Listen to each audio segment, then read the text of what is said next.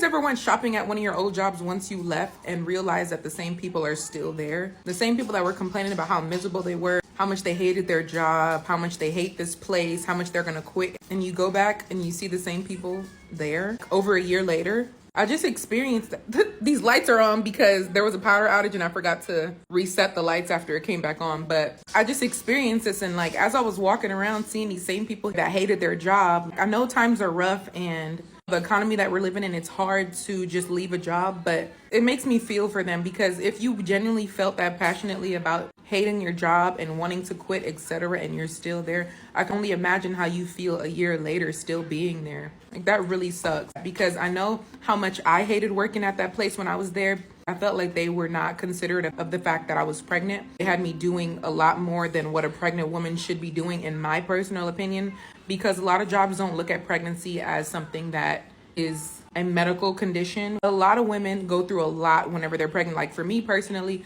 I was in a lot of pain while I was pregnant. Towards the end of my pregnancy, it got really hard. My groin area was constantly in a lot of pain. My legs were constantly hurting and throbbing. I had really bad varicose veins that would literally get hot to the touch and they hurt, like they felt like they were bruised.